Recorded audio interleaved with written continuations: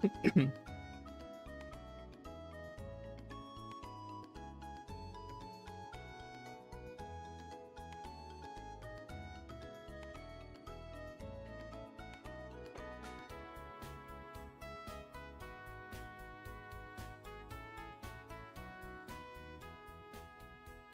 morning, everybody. Welcome back to Hunters of Justice with me, Hershey. Right here. Hi, welcome. Well, it's not late at the moment, so we are gonna do this. They can watch it later on. So, last time we were in Wayne Manor, and Joel and Pierre found a scandal to the Bat Cave, and most of them, Alfred, had no way of stopping them. I mean, if I think about that, can Alfred stop them? Maybe he can. We don't know the full capabilities of a servant of Bruce Wayne.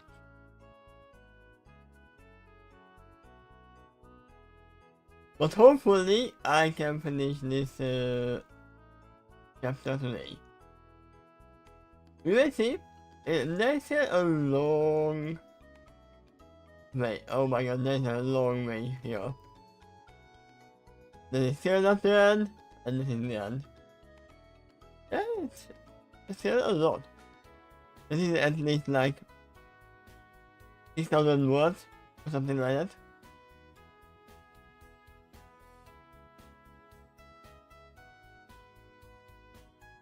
So let's see, do we need some calm music maybe? Yeah, why not?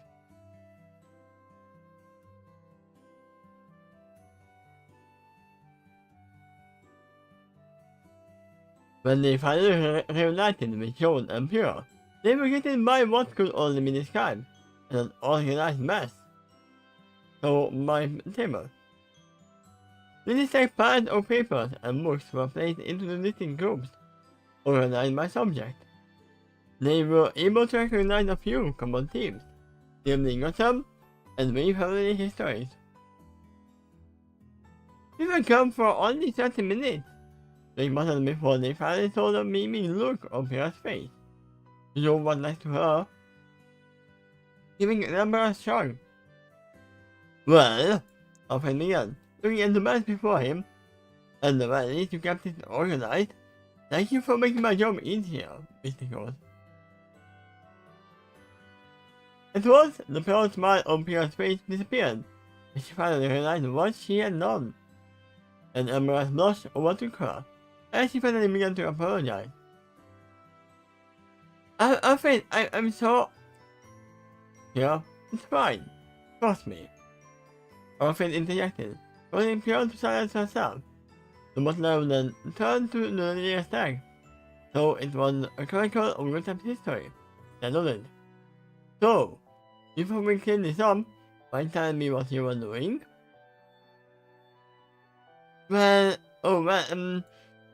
Coming in? I used my stepdad to scan the walls. I was trying to see the support, but instead I saw a metal structure behind the door. So the knife peeled into the second passage and you wanted to open it, isn't it? Alfred finished for her. And Pierre slowly nodded. Alfred took another look at the mess, and Joel scratched his face and stepped forward. This mess is my fault, he admitted.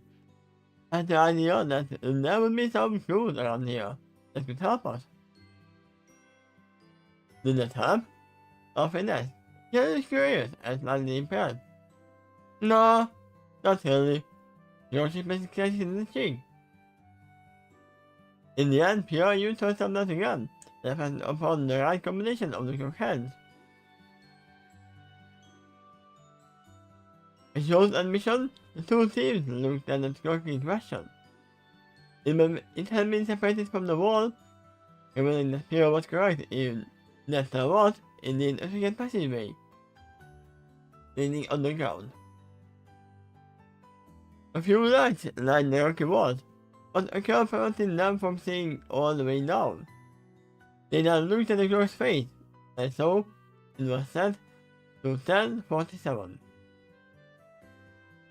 Something about the time seemed insignificant, but for the life of them, he couldn't see why. Other than the time when his parents died.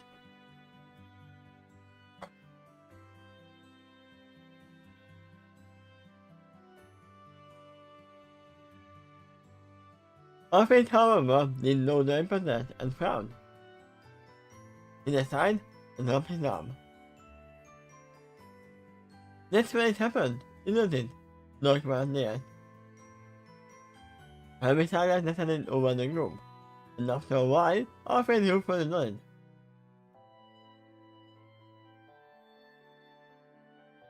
Yes, he simultaneously man sucked the air out of the room.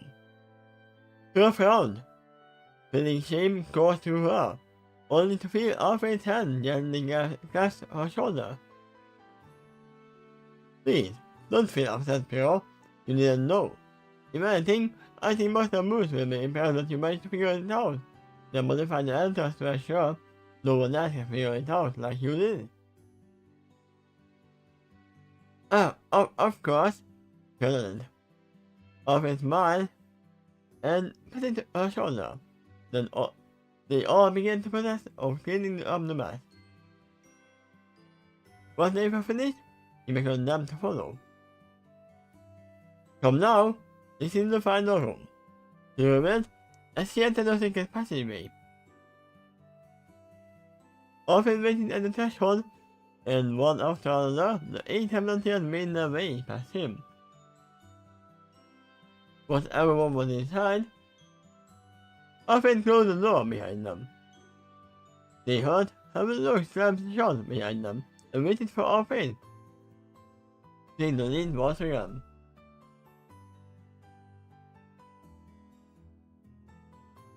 And they continued down the tunnel, though the sound they heard was their feet pounding against the rock.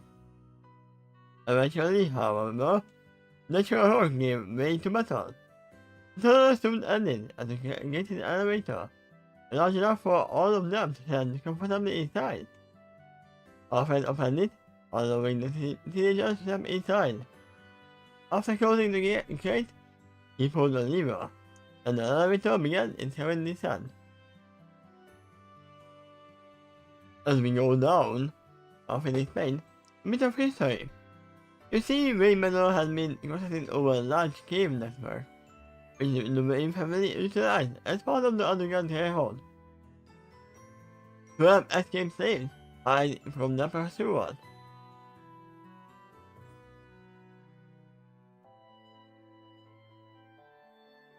We felt respect for the Wayne family right, especially upon hearing that. As did the rest of the husband and hostesses, but that was fully allowed for Alfred to continue. For many years after that, the cave went unused, eventually becoming home to a large colony of meth. At one time, those meth frightened Master Roost when he was a young child, but they eventually become an inspiration. Just as meth frightened him, he would take the symbol of the meth to frighten his enemies, and the criminals who not only took his parents from him, but to continue to play Gotham City.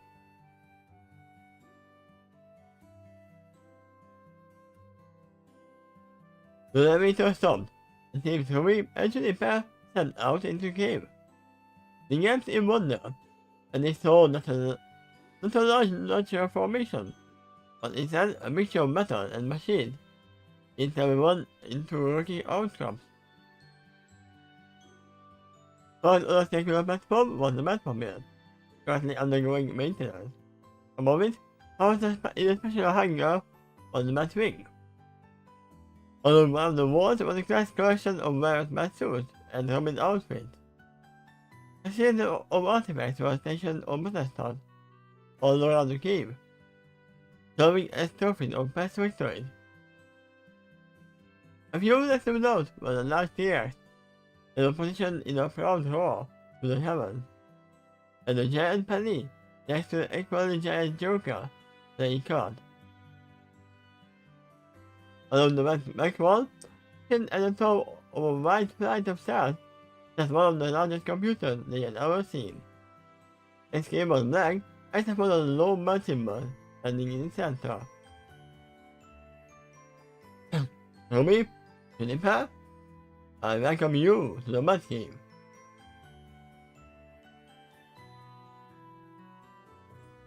The group spent the next 30 minutes checking every nook and cranny of the mud cave.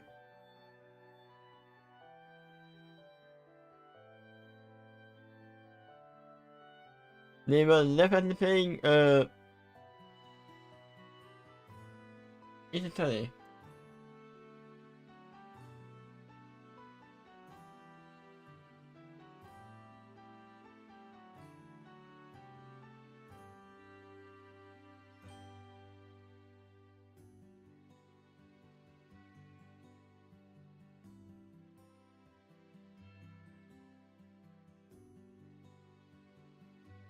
But often briefly left to pick up the mess upstairs. The former husband and assistant in training found this impressive, both in terms of how it seamlessly meshed with the natural landscape, as well as its utility. They also found it to be cool, which Yang, Nora, Romy, and John were far more willing to admit than the rest. How did you guys build it? But as she expected Moore's correction or pursuit. There is no way all of this was unnoticed. It looks like we built it all at one time. Alfred replied as he stood in front of Moore's very fast bathroom. A simple one made of black and white. Black and dark gray coat. Alfred didn't even leave.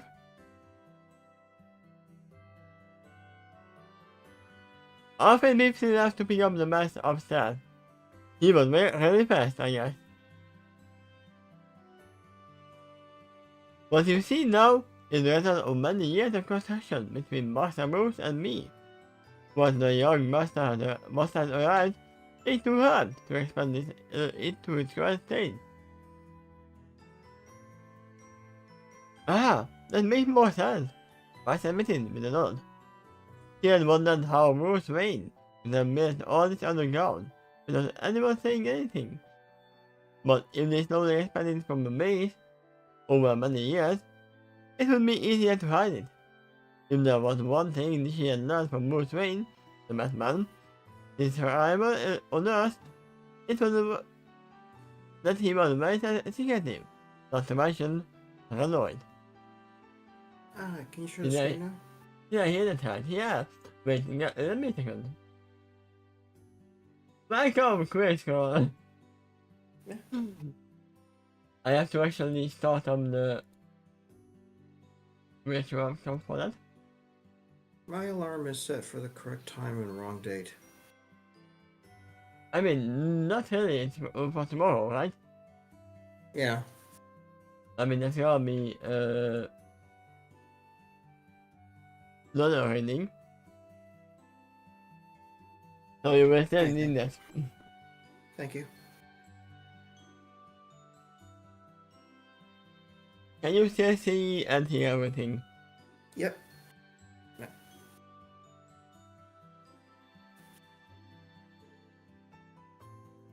All the things that you missed was pure making a mess and figuring out how to go down. Okay. And they arrived at the mess cave. Ah, that makes more sense. But I admitted with a nod. Just wondered how Bruce Wayne could have made all this on the ground without anyone saying anything. But if they slowly expanded from a base over many years, I had that. It would be easier to hide it. If there was one thing he had learned about Bruce Wayne, the Batman, this is the last thing you heard when you arrived. This arrival on Earth, he was very secretive, not to mention paranoid. Community proud and returning, thinking of a dark possibility, more to the thought to the back of her head. By then turned back to face the rest of the cave, folding her arms in front of the waist, in front of her waist. I'm curious, he started. One of the first things is down here. That. Open entered by pointing to a large computer. I still not trying to mess with it, but I was holding her back. Yeah, don't let Nora go near the TARDIS. We were literally talking about that yesterday. Who would mess with the TARDIS on TARDIS? It would be Nora.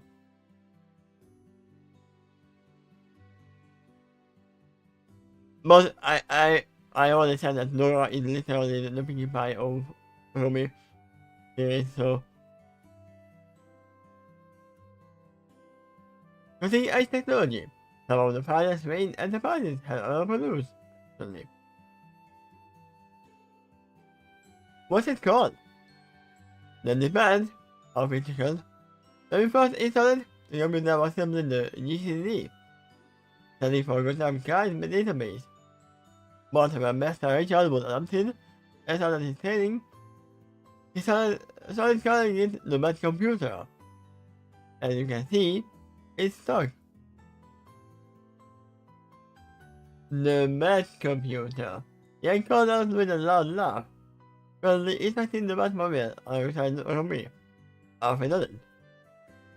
Yang laughed harder. Seriously, is everything bad team with this guy? I mean, he is the Batman.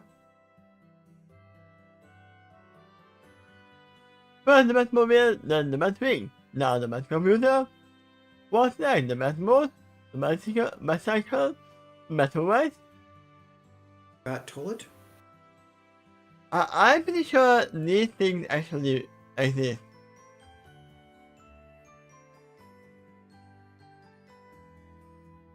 All named by Master Richard. Alfred responded. Yang laughed again, while Mike shook her head. He was not surprised Nick had named them as such, given how young he was.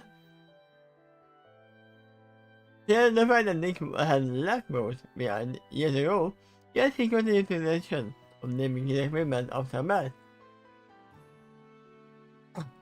Mike smiled and then thought, thinking it was sweet.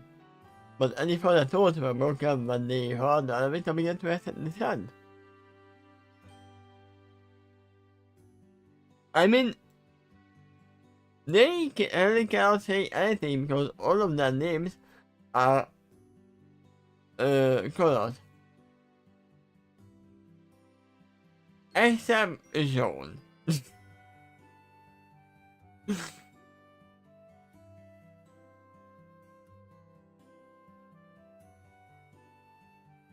They all turned their attention toward it, and saw Bruce, Jason, Stephanie, Cassandra, and Damien coming down to it, the whole Bat family. Bruce had a slightly sad look on his face, which was matched by Damien, but Stephanie and Jason just looked flying. Cassandra's sorry face, however, was impossible to read. Oh, Master Bruce! Often giving them with a side move. Apologies for the arrival, but Miss Nichols and Master Ark happened to chat upon the clock enters. I figured Bruce answered, having considered the possibility. I mean, Batman and his Batman knows about their abilities. They have told everyone on the Germany, right? What their abilities are. Yeah. That knowledge may have even been passed telepathically. Regardless, he continued as he walked to the center of the Batcave. We were coming down here eventually, even this is sooner than I had wanted. Any reason for that? I guess. Your arms. I haven't yet fully adjusted the process for you all yet. Bruce answered. they wouldn't be ready for a few hours, for a few more hours. Also, I wanted you all to submit your new setting with stronger. I mean, they can still do that. This is not the main goal, the main stopping point of the tour. This is just a side mission. A detour of the house tour. Limited thought it over for a moment, and then it accepted. They waited for Roost to continue, as he followed his arm behind his back, and began to face. Your home is very nice, Mr. Wayne, Ruby said with a warm smile. Roost looked at her for a moment, then nodded in thanks. Thanks you for having gone, he added. Sorry for the mess. No need to apologize. Roost insisted. In fact, I commend you on your initiative, as well as exposing my weakness in my home security. That will not happen again. Oh my god, I realized that fear is literally a sonic screwdriver. The only weakness is wood. Right, but isn't she affects more magnetically instead of sonically? Okay. That's why I said he cannot do anything with wood. Oh yeah, well, she's a lot closer matched to Magneto. Yes.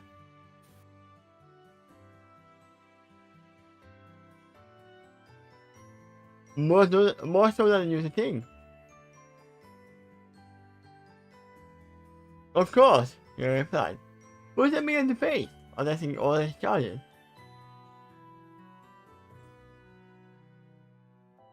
Imagine if the kids here were to actually learn from the villains, not from the heroes.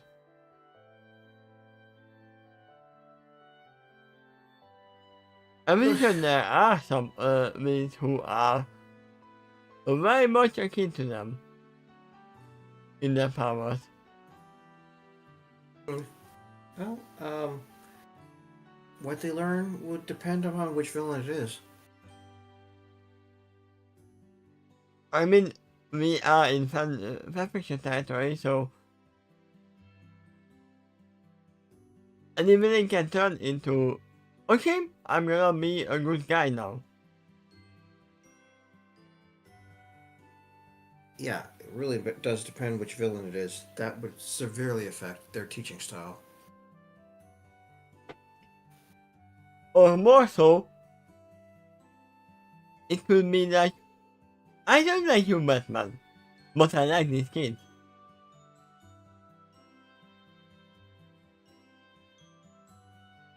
Yes, I might as well take the opportunity to address my expectations. Push me in. As the league member in charge of your training and development, I tend to push all of you toward the limits of your potential. But to reach those limits, we will then try to push past even them. Plus Ultra. The Huntsman and Hunters in training to reset it as Bruce continued to speak. Although the Batman may not be the most powerful league member. No, but he is the most powerful human. Without power. Is he though?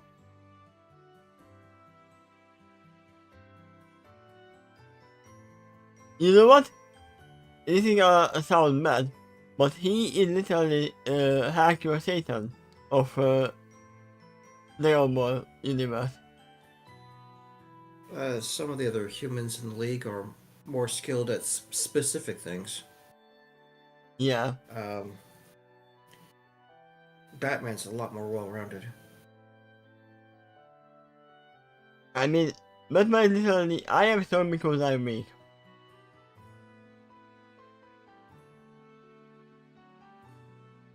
They couldn't deny his skill as a crime fighter. The footage they saw of his many fights including connections during scheduled attacks, had impacted them all deeply. It had only further increased when they saw the fruits of his labors, with Nightwing, a man whom they only respected as a fighter, leader, and a friend. What can we expect? He asked, in the crowd, whistling as he turned his head to address her. Everything, he answered. Be careful with wording, Batman, because I would assume that the first order you would put them in the training choreographic area is gonna be Maniac. If I can assume everything.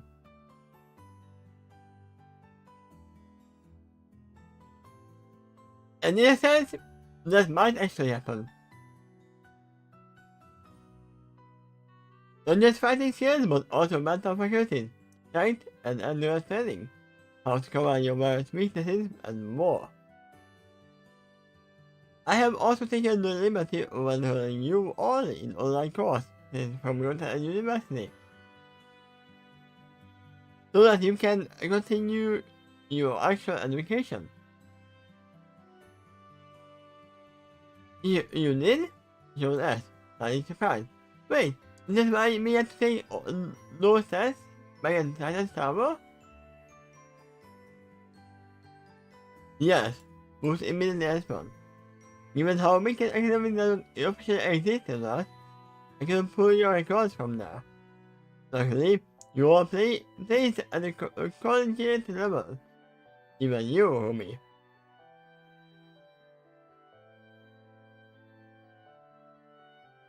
We blushed with a slight embarrassment, as she must have attacked, but Roost continued. I mean, Rumi is not stupid. She is an airhead, but not stupid.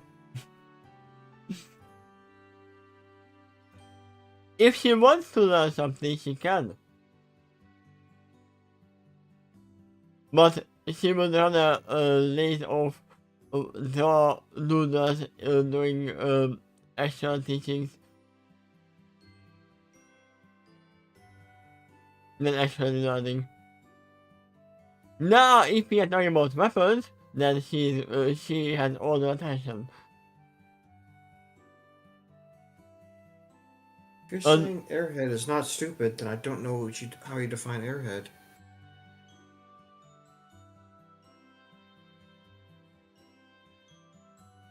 I define Airhead more like having no attention.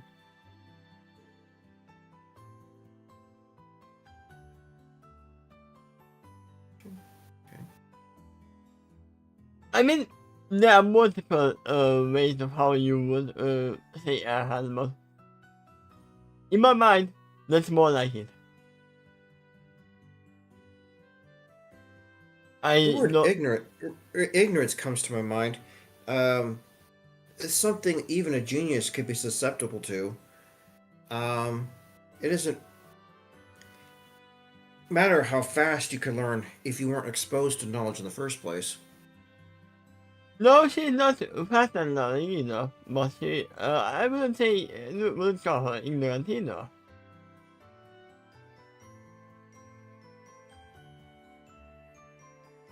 She just literally has no attention span.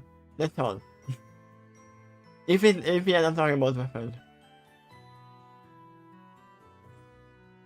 Yeah, so literally just like a normal kid would have, who doesn't like school.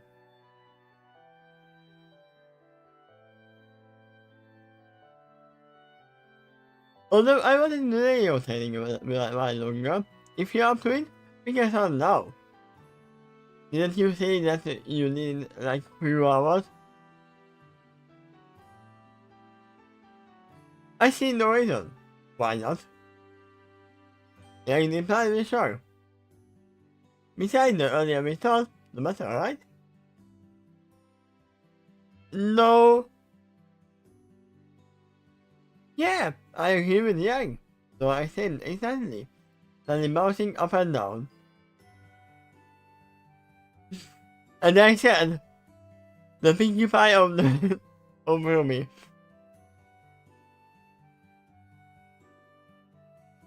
The rest of the two teams quickly joined in their affirmations, and moved another ghost of a smile. Good.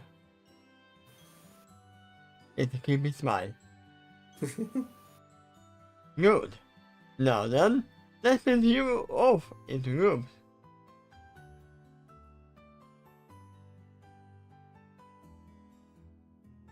For me, I Cassandra and Cassandra Kane. Why did I want to say Cassandra and Kane?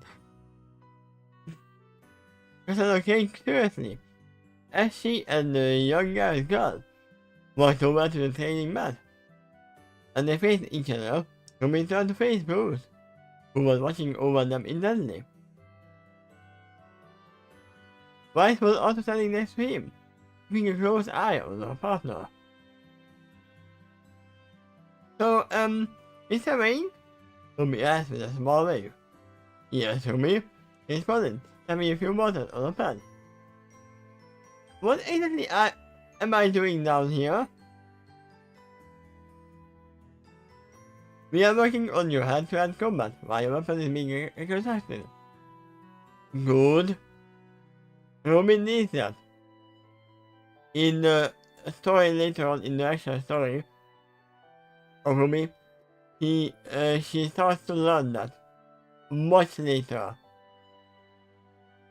So that didn't happen yet for her in this story.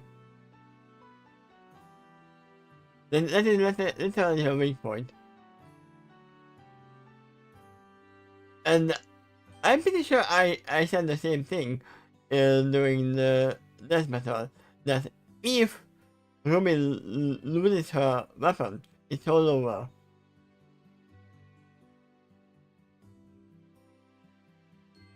Yes, sir, calling Rumi to Lord. She does get her thing, but before she could ask another question, Bryce beat her to the punch. Let's face it, Rumi, without your weapon, you are at a significant disadvantage, more so than the rest of us. Bryce fell out of the crowd. I mean, yeah. Without her weapon, Rumi is just fast. Bryce can still cast magic. Blake can still use her semblance, normally. And, not having weapons is Yank's weapon.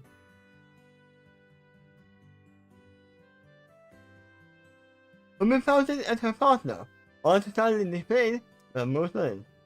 Not only that, so did the rest of the team, and these the ones who had overheard the discussion. She told back their side as she found herself agreeing with the assessment. Bryce is correct. Moose continued. It is why I'm having you and Cassandra spar against each other. Cassandra is the next battle in body raising, and she will be able to help you considerably.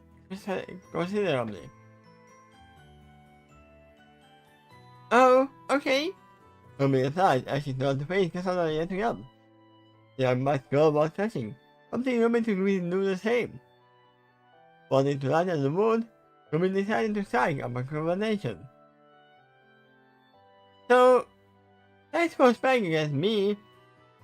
Cassandra is not really the most chattiest of a person, if I remember correctly.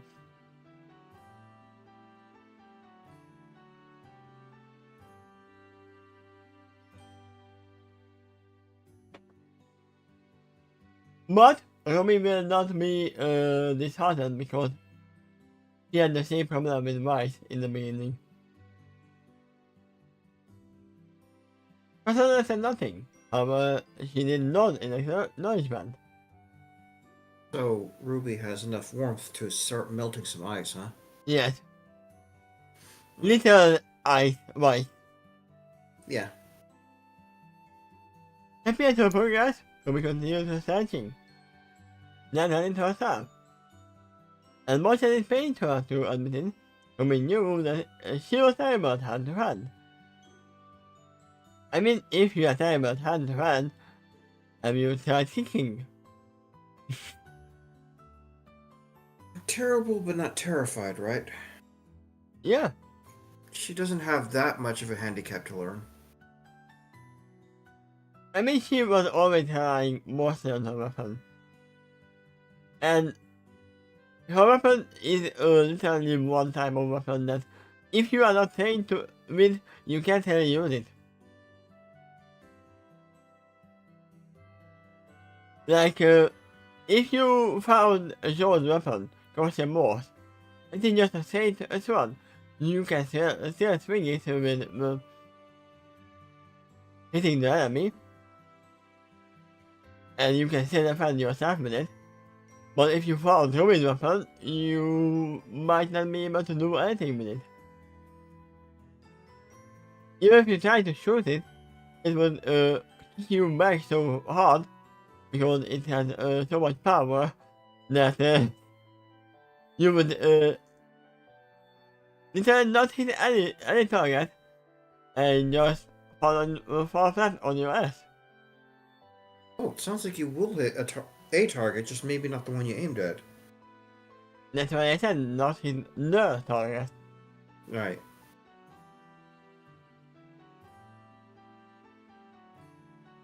And not even try to use the side form. Like, literally, every other weapon that they have, maybe not here in Spaceland, but every other one can be used by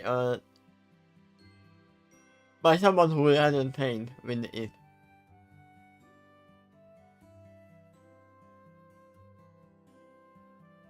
Still, she didn't want to make herself look bad, so she looked to Yang for guidance.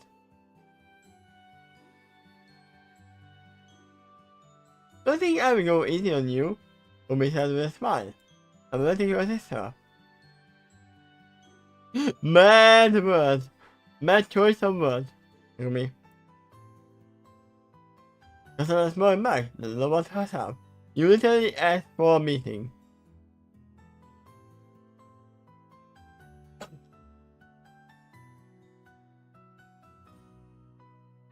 Especially at the first sparring lesson, it's gonna be a big meeting.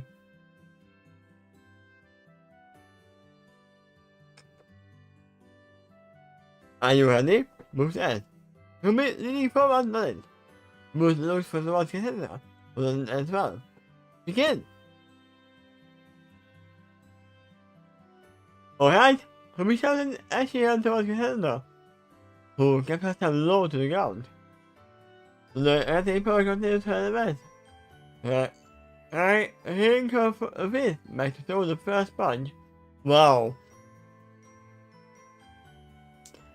I don't need moderating to know where she's going to aim at. With the shouts, she just ran forward, aiming for Cassandra's face. Okay, without heading forward, it's gonna be like Cassandra grabbing her and tossing her over. Or something like that.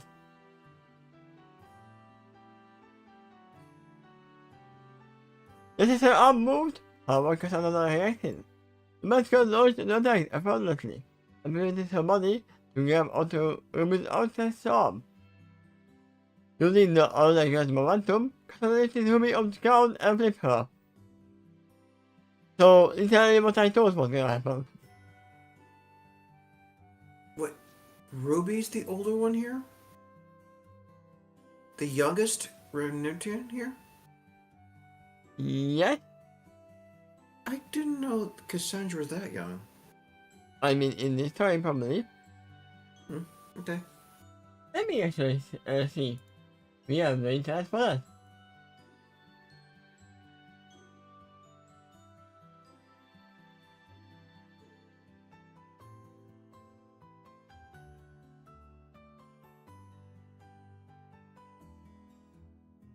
He is 17 years old.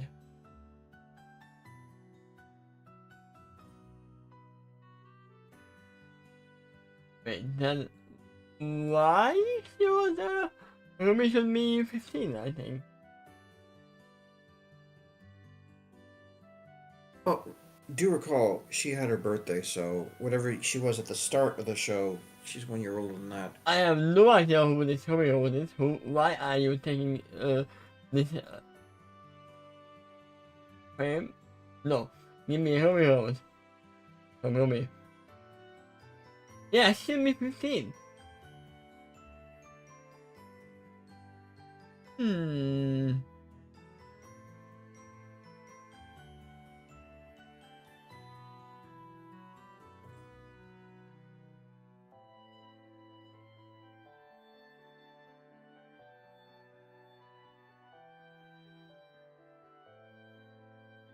Something is not right here.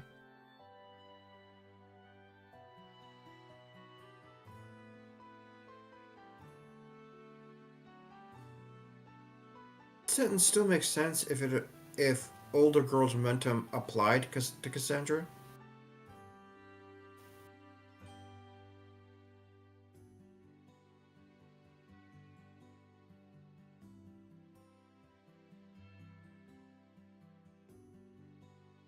No, I don't think so. No, it's it might be a mistake.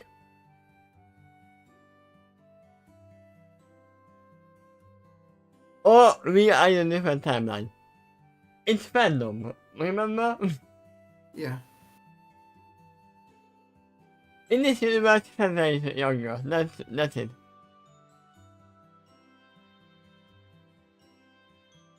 Rumi was slammed into the ground with the force to knock the air out of her lungs.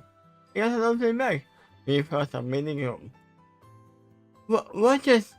Rumi wondered as he pushed her on the ground. You were too obvious, Rose answered, cutting her off. You were also holding yourself back. I encourage you that too. Trust me. You can handle it. Rumi shot a look towards Rose, then back towards Cassandra. When the young girl had a sorry look on her face, yet it now had the semblance of smug satisfaction in it. I mean, you were literally asking for it, Rumi. Rumi narrowed her eyes. So Cassandra mastered her semblance too. No. My semblance is a smug satisfaction. Yep. Then you put on yet again. Again. Moves on. And it was her mission towards Cassandra. This time she used the bit of her semblance to enhance her speed, hoping that would give her the edge. Throwing another punch, this time it was a feint, and she quickly shifted towards throwing her other arm. To be surprised, however, Cassandra reacted to her feint instantly, grabbing Rumi's arm and setting it down. Before Rumi could even react, Cassandra added Rumi's momentum to her own, moving her test in the face, and sending her reeling back.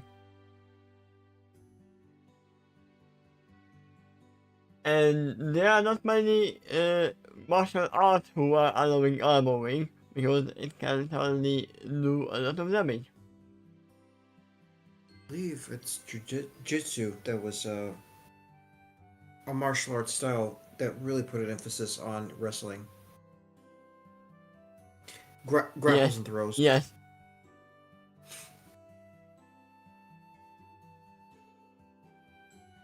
And there be someone Grapples, throws, and pins. indeed. Pins?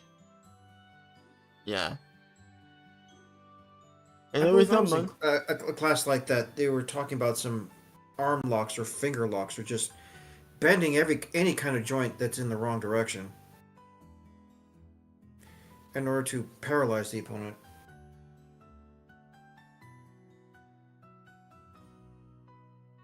I mean, yeah. And there was someone who needs Hilmi's stomach, making her double over. Good thing Hilmi had her aura. And once again, even though they have aura, they still do feel pain. Cassandra allowed herself to fall back, grabbing hold of Hermie's arms and using her legs to push Hermie with her, letting her fall into a hole and ending Hermie's pinned to the ground beneath her. Once again, There's something I'm uncertain about when it comes to aura. Because I'm imagining it stopping a knife, stopping a bullet. But if you grab the arm and you twist the like the elbow to bend in the wrong direction, wouldn't it actually just damage the elbow, going right through the aura? It's a cut because of the way the limbs bend. Or does the aura reinforce the internal parts of your body too? I think it does reinforce internally as well. But So it's not like it's not just a shield that's hovering over the skin. yeah, I don't think so. No, Okay. because if you think, if you are saying to someone who is close to you that you are in my aura, you mean the whole area. So your aura is not only outside, it goes inside as well. I haven't heard the phrases standing in my aura, more like you're standing in my personal space.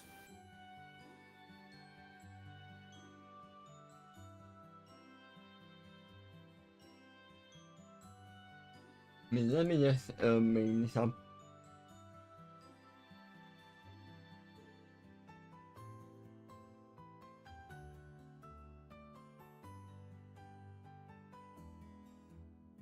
I think the size of an aura can vary. Even for the same person across the day.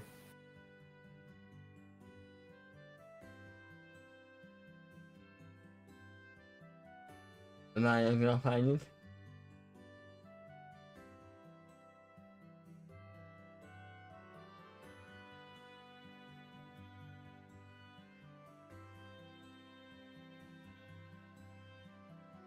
Yeah, the best way I can tell aura. There you go.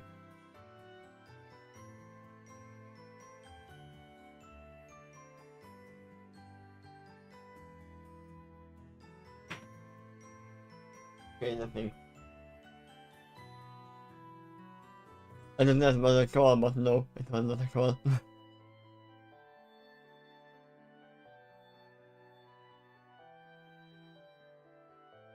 Once again, Rumi was stunned into silence before trying to move once again. What? Yeah, two once again. Yeah. Oh, then, so we're hearing once again, once again. Yeah. Alright. But you are hearing once again, once again, once again. But then they kept spinning, kept her pinned to the ground.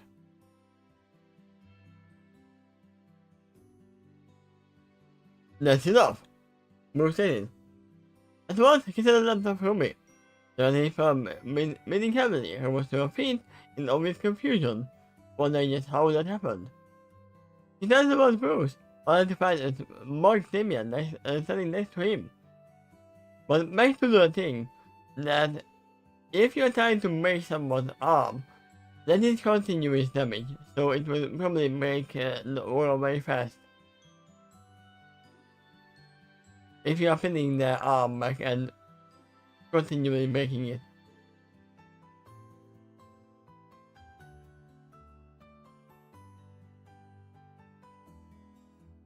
So literally, I would think the aura would not let you twist it in fully until it breaks.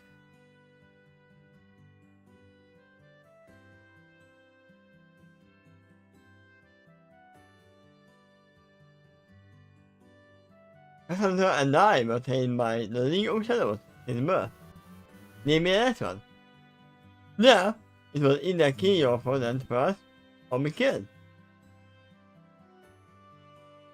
What? Hermie asked, horrified by Namian's admission. He then looked towards Bruce, who sighed and nodded his head.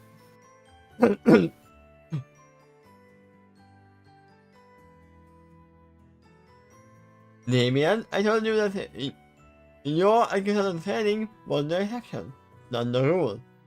That's what he said. And why do you sound so smart about it? What? I can't be proud of surviving years of absolute hell? The mentioned back. I know how bad the battles are, and I wouldn't repeat them on anyone. But they still turned me and Katana into highly effective fighters. You can deny the result. You can deny they turned you into the shit too. Yes, Immortal. But I don't know who the League of Shadows are. Assassins. That part I know. But I don't know who they are. I mean, that's the point, right? You should know who the assassins are. It is not like Hunter x Hunter when you know that, oh, they are living on that mountain. They're connected to Ra's al Ghul. I believe he's the one that leads the League of Shadows. Which means that faction is also connected to the Lazarus Pit, where they could potentially resurrect you and youthing you, and possibly also drive you crazy, because that pit has some side effects. I mean, that's nothing new to the Batman universe. Definitely not. Yeah. Well, there's just a lot of sanity issues with that particular storyline. I mean, we can just bring up nearly any villain in Batman universe. Like Two-Face, Joker. Yeah, Arkham's not just a jail; it's an insane asylum. Yeah? Tell me another anymore. What was that thought? You heard me? Demon Cloud, only for Moose to place his hand on Damian's shoulder. This being the young boy, who grumbled and crossed his arms. Although he could have gotten it better, with Mian, Damian is right. Most he and Cassandra received their training from the League of Shadows during their childhood. I don't know if eco-terrorists, young Ed and Moose said. They are. Damian answered with a frown. In fact, God are good in my grandfather. Wait, oh, wasn't his name mentioned in... Oh, who could have been behind telling stuff to Blood? Yep. Yeah, it was mentioned as a possible theory for either that or some earlier plot. Yeah, it was that. I mean, he can still be part of it. Your grandfather was asked, really surprised. He then looked closer at Damien, seeing a hint of Asian and Middle Eastern features in his appearance, the Lumber and Moose. Who was the mother? Moose suddenly looked uncomfortable, slightly uncomfortable, looking slightly to the side. His mother is Talia Argun, who was Lothar. He and I had a romantic relation at one time. He now tried at how he wanted next, and a bat were hanging in the hand, along with a distant pit forming in the stomach. He couldn't tell about the load that the confusing look in his face. One that she saw before on her dad regarding her mother. Given how Damien was now in Moose, but Tally was nowhere to be seen, suddenly, Yang did not like this Italian person.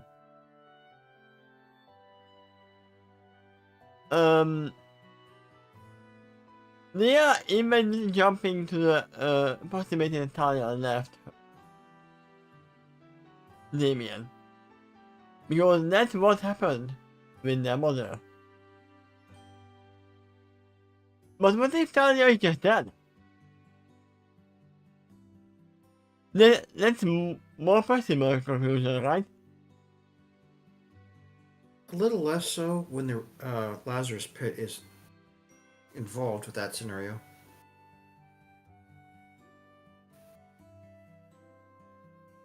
I mean, as before you jump to conclusion. I tell you that one of the Bat families, the one that became the Red Hood, was definitely returned to life by that method. Nah. Did they go insane? The Joker just straight up killed him at one time. That's how he came back. See, Batman, there's nothing stopping me from killing your friends.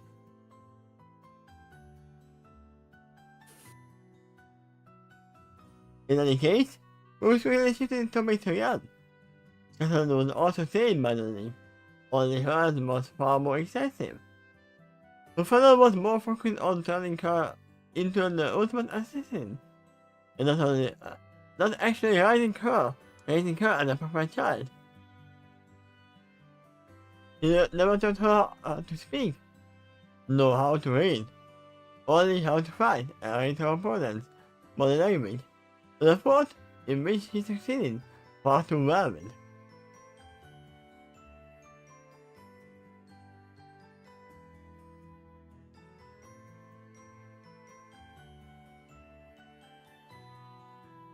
So Cassandra is not like, oh, I don't want to talk to you.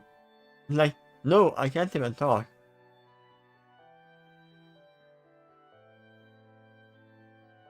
I mean, now she might be able to talk, but if you're not talking for a long while, then something never die or die hard. I can see situations in a League of Assassins where not being able to speak is both an advantage and a disadvantage.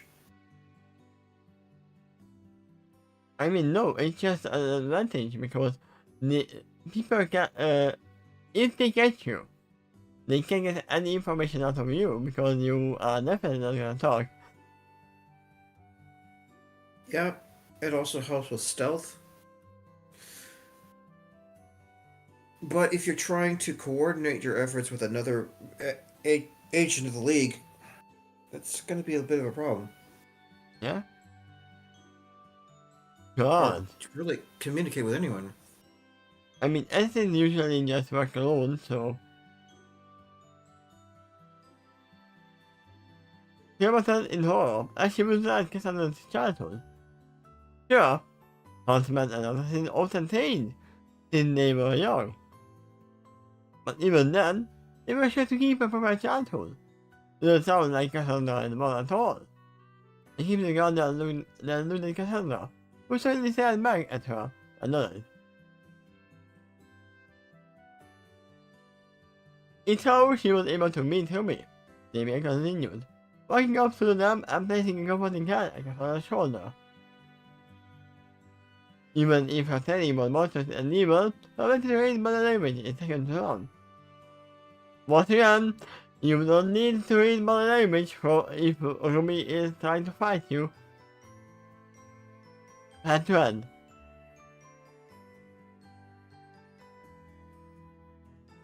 You saw your movements before you could even think of finishing them, and reacted accordingly. Automatically you didn't stand a chance.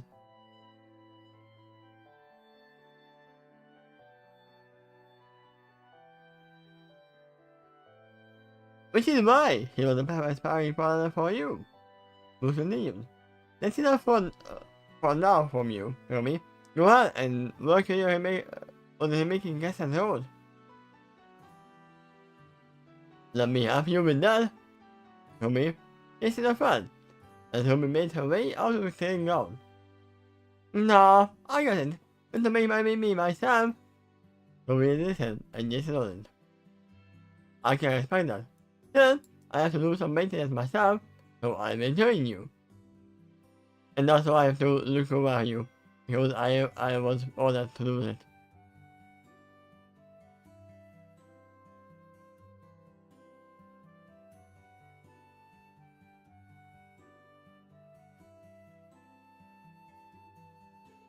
Since the discussion was over, the rest of the group prepared to turn back towards what they were doing before. Oliver moved to pick up again. John, you are next. Who said it? Only John suddenly appeared. Slowly the boy turned towards the senator, who had an evil look in her eye, as though she was a predator spying on the next prey.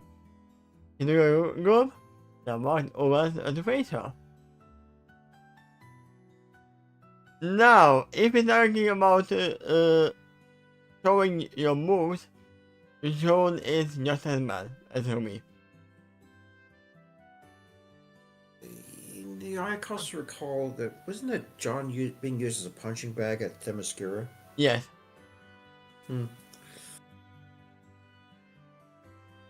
I mean, he is learning right now, so. Oh, another question.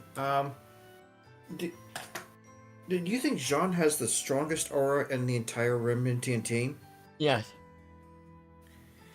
It even exceeds Yang? Yes.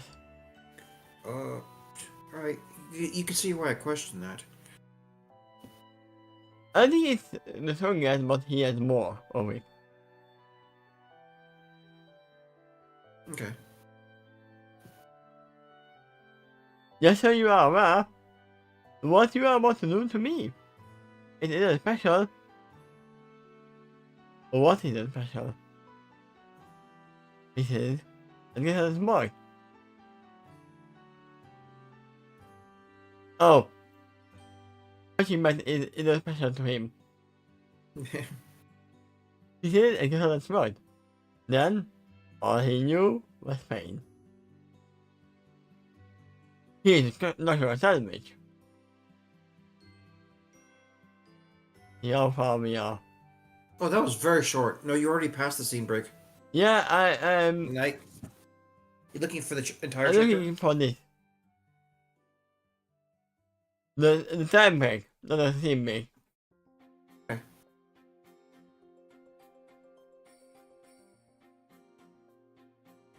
Maybe we can get there? Not sure. Oh. Oh wait, let 4 me pages see. away. I think.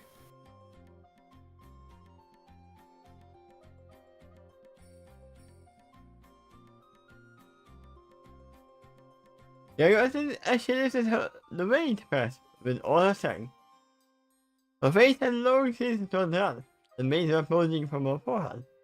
The words that showed, she moved the weight as high as she could, taking her body to its limit, until finally Team Day shut the machine off. They are meeting directly as she switched positions, taking her feet off the side of the machine, and sitting upright. Tim, the national still on the radar screen, goes her water, but she ignited the code and began to gain anything. Not too fast! And then suddenly a blue truck comes out. Monty, you're gonna go fast! She goes and yanks up herself. This is by gas, she acknowledged the bottle and placed it on the table next to her. Then looked at him. I know, she said as she rose to her feet, her bottle screaming at her. How much was that? $31. This is your answer to can you break the arm?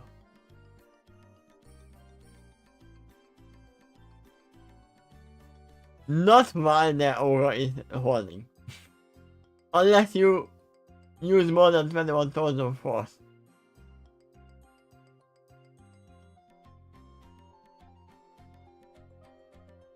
The method with the impact missile. You record 2. I mean, No, that's not true, because falling off 21 tons is not the same as getting hit by 21 tons.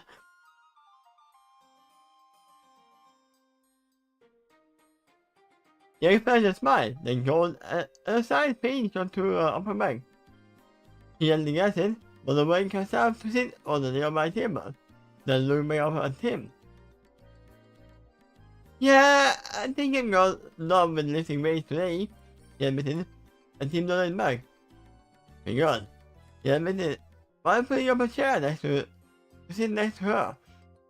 For the next few minutes, the two sat in silence as the young recovered, feeling her all work his magic on her. You know, have to admit, I'm better jealous of your aura. Okay, I'm feeling her throat on my throat that is your given, so we are coming here at something.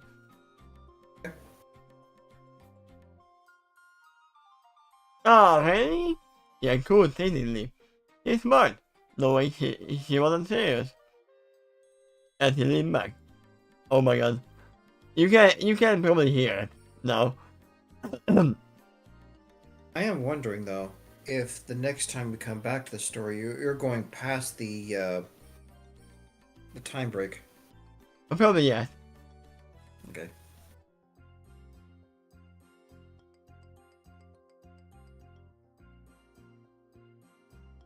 Yep.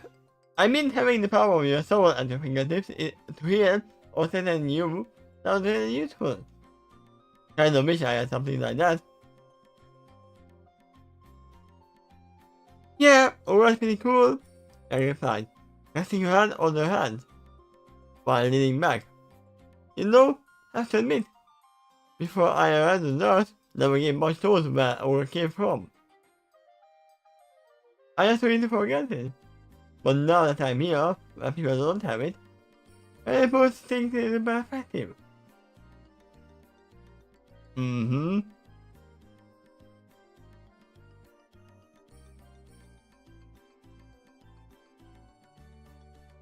Tim grunted with a nod.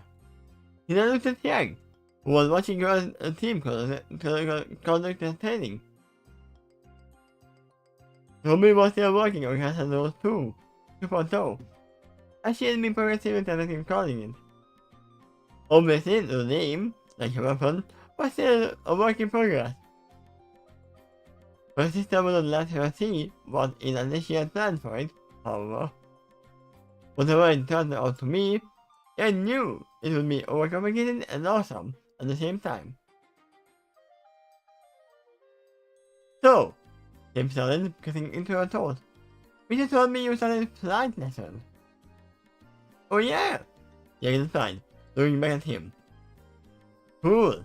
Being able to fly is a good skill to have. Tim admitted with a nod. Luckily, we have a flight simulator. Wanna try it out?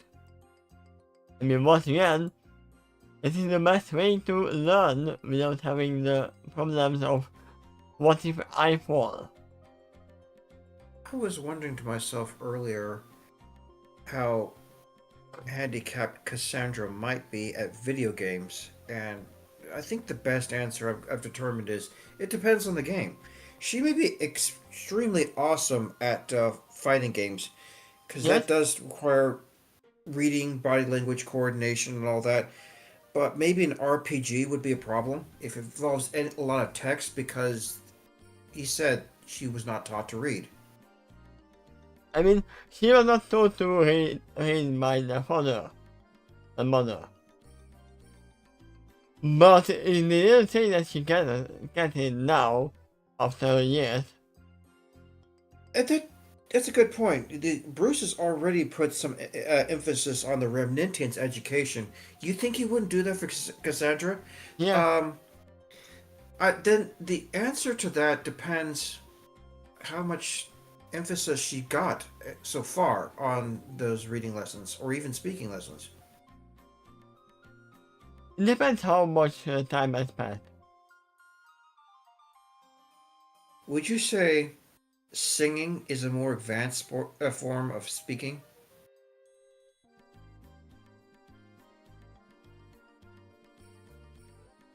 No, You can sing without able to speak. Yeah. It does involve complex vocal control, though. It is harder to master, that's for sure.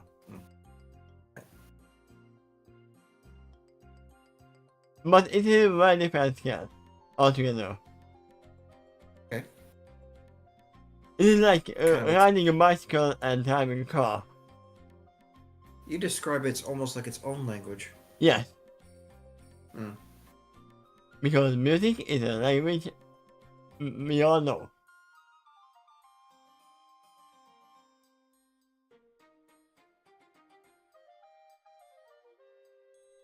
Sure, you understand this man as she rose to her feet. This man back as she led her over to the machine in question. By the way, she began as she opened the compartment door, trying to crash into any buildings. That was only one time! She protested with an embarrassed blush, putting him to laugh. But I said that you don't have to worry about crashing into buildings in the flight simulator. So yeah, I want to go further, but my voice will not be able to handle it, so we are stopping here. Especially since my friend Rex wants to do it later on, so I need to rest it before we do that. I'll probably head back to sleep then. Yeah, good idea. I mean, it already has been an hour. That's the usual time that we do. And there's still a lot from this chapter. There is still a lot that is in the end. So hopefully that's gonna be in the next part we can read the whole thing. Yeah. That looks like it. I mean, the whole thing is different from Undertale Thonis. Because the West Count is not shown. I mean, it is shown in the beginning, but not here. You can't tell how far you are. But yeah, Well, yeah. telling us. The end of the chapter will probably be an even better stopping point. Yeah? Make sure to grab some text so you can save your place. I already did. Okay. So yeah, and it's gonna be in I don't know how much time.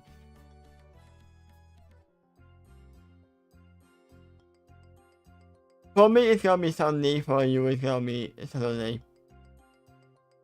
I think. You mean we're coming back to this story? Or yes. Or okay. But this time tomorrow is the TARDIS, right? Indeed. Alright. Which I think is what I had my alarm set for in the first place. Yes, in that is what you have. I know this one is a little bit off. You can see how much off the other story is. And I can definitely say that most of the words, 1,000 words, I can do in one go. Okay. And probably that's the word count that I need today with this one, so it's fine. Thank you everyone for watching, and see you tomorrow with Adventure in the TARDIS. Bye bye. Bye bye.